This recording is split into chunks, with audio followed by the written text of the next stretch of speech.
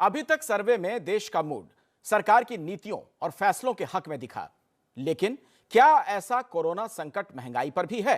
क्या किसान आंदोलन और आर्थिक मोर्चे पर भी सरकार के फैसले और नीतियां ठीक रहे? इन पर देश की जनता की राय आखिर क्या है, आपको दिखाते हैं।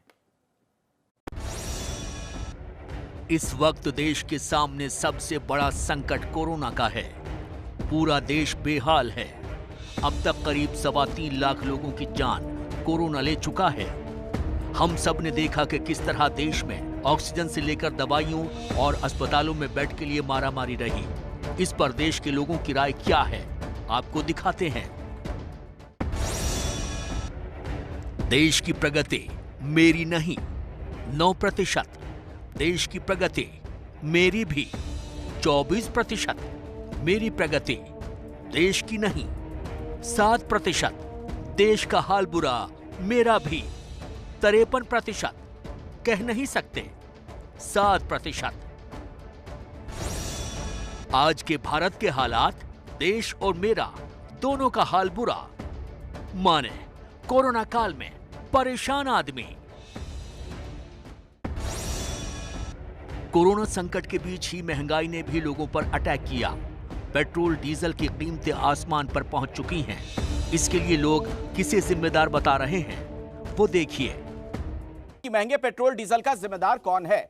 शहरी और ग्रामीण इलाके दोनों जगहों पर बातचीत की गई लोगों से। केंद्र सरकार ऐसा शहरी इलाके के 44% लोग मानते हैं, जबकि ग्रामीण इलाके में जब आप जाएंगे तो वहां पर 48% लोगों ने केंद्र सरकार को जिम्मेदार माना। इस सर्वे में राज्य सरकार को शहरी इलाकों में 19% लोग जिम्मेदार मान रहे हैं, जबकि 22% लोग मान रहे थे ग्रामीण इलाकों में। अब आप समझें कि इसके मायने मतलब क्या है। शहर से गांव तक जनता को केंद्र से ही डीजल पेट्रोल सस्ता करने की उम्मीद है। लब्बो लुबाब ये इस रायशुमारी में जो बड़ी बात निकलकर सामने आ रही है, जो इसका अर्थ है वो आप इसे समझ सकते हैं कि केंद्र से ही डीजल और पेट्रोल सस्ता करने की उम्मीद जनता कर रही है। जाहिर है महंगाई का सीधा असर देश की अर्थव्यवस्था पर भी पड़ता है। हालांकि इतने संकट के बावजूद वर्ल्ड बैंक और IMF के मुताबिक भारत की इकोनॉमी ठीक ठाक गति से रिकवर हो रही है। इसी से जुड़ा हमारा अगला सवाल था, आर्थिक मोर्चे पर मोदी सरकार से किसे ज्यादा फायदा? यह सवाल जब पूछा गया तो जनता के मन में क्या बात थी वो आप समझिए। बड़े उद्योगपति शहरी इलाकों में ऐसा 61% लोग कहते हैं और ग्रामीण इलाकों में यह आंकड़ा बढ़ जाता है और ज्यादा 66% लोग कहते हैं कि आर्थिक मोर्चे पर मोदी सरकार से ज्यादा फायदा बड़े उद्योगपतियों को हुआ है। छोटे कारोबारियों के बारे में जब यही सवाल पूछा जाता है 16 हो जाता है आंकड़ा शहरी इलाकों में और 16 ही है ग्रामीण इलाकों में भी 16% ही। इसके अलावा सैलरीड क्लास की बात की जाए तो 9% कह रहे हैं शहरी इलाकों के लोग और 7% कहने वाले ग्रामीण इलाकों के लोग हैं। इसका क्या मतलब है, जरा इसे आप समझिए। इससे जो बड़ी बात निकलकर सामने आ रही है, बड़े उद्योगपति आर्थिक मोर्चे पर मोदी सरकार से फायदा पा रहे हैं, ऐसा जनता के मन में है। मायने ये कि सूट बूट की सरकार वाली जो छवि है टूटी नहीं है, वही छवि अभी भी सर्वे का जो नतीजा है कम से कम वो यही इशारा करता है।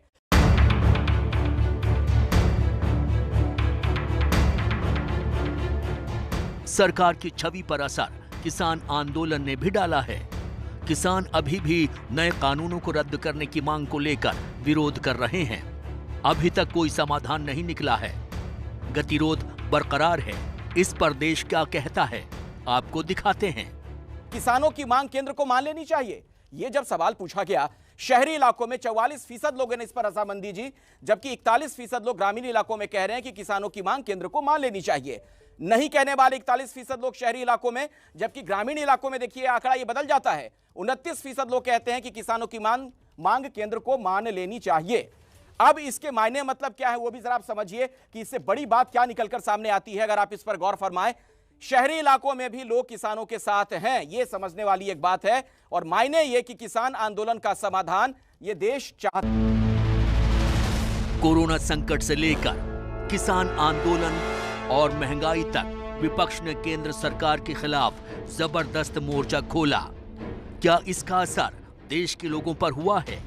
क्या इन मुद्दों पर लोग केंद्र सरकार से नाराज दिखे? इसी से जुड़ा सवाल हमने जनता से पूछा। अगला सवाल क्या है? अगला सवाल इस रायशुमारी में, इस सर्वे में जो है वो आपके सामने, किससे ज्यादा नाराज हैं और बदलना चाहेंगे? स्थानीय व्यवस्था ऐसा कहने वाले 5% लोग हैं, राज्य सरकार 17% लोग कहते हैं, जबकि केंद्र सरकार 24% लोग कह रहे हैं सबसे ज्यादा कह नहीं सकते वाली स्थिति में 54% लोग हैं दुविधा में, जो लोग फंसे हुए हैं। तो देखिए बात क्या है, किससे ज्यादा नाराज हैं और बदलना चाहेंगे।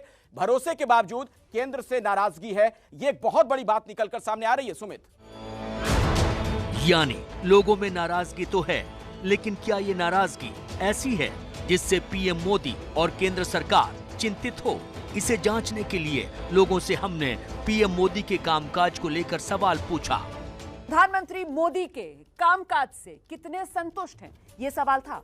बहुत संतुष्ट 37% लोगों ने कहा, कम संतुष्ट 25% लोगों ने कहा, असंतुष्ट 36% हैं, कह नहीं सकते 2%। तो इसमें आप देख रहे हैं बहुत संतुष्ट, कम संतुष्ट, मतलब बहुत और कम संतुष्ट मिलाकर 62% लोग संतुष्ट हैं मोदी सरकार के कामकाज से। अब इसके मायने थोड़ा गहराई से समझने होंगे, और वो ये कि दोनों को मिलाकर सम्मानजनक आंकड़ा आ रहा है। मतलब कहीं ना कहीं चिंताजनक बात सरकार के लिए बनी हुई है।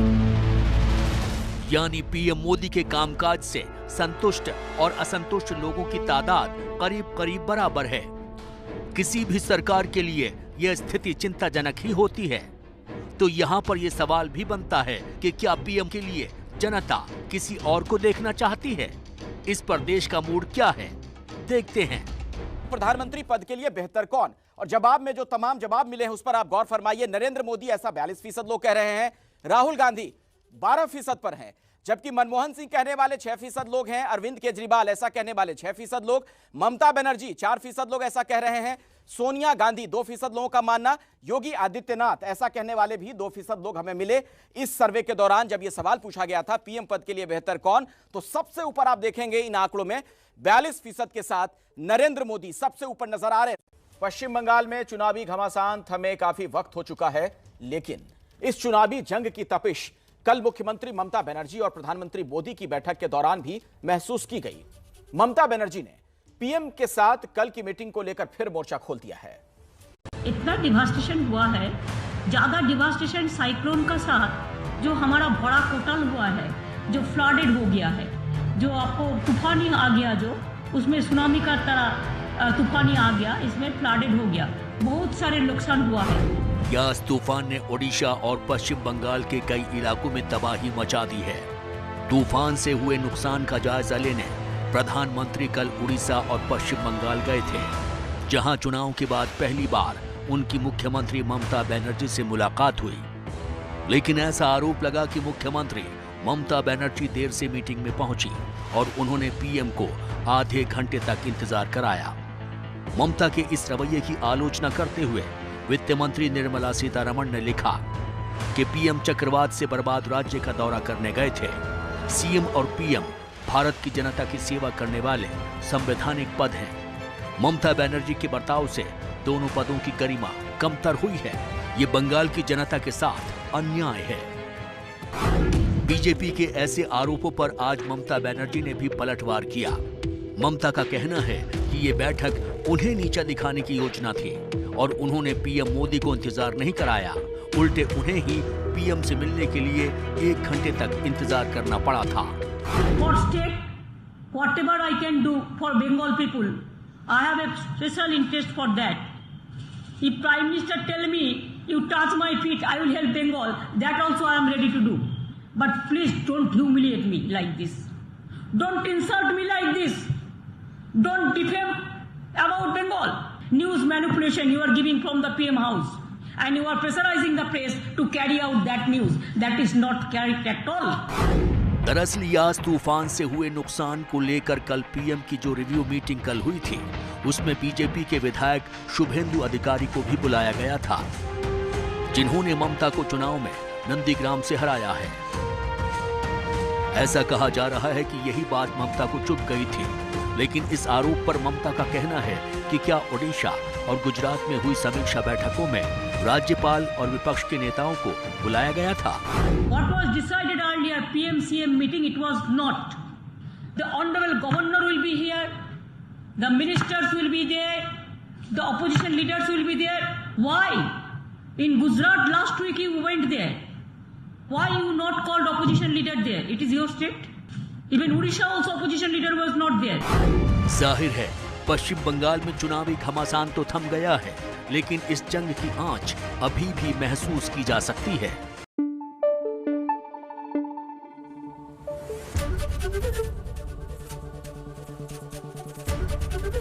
एबीपी न्यूज आपको रखे आगे।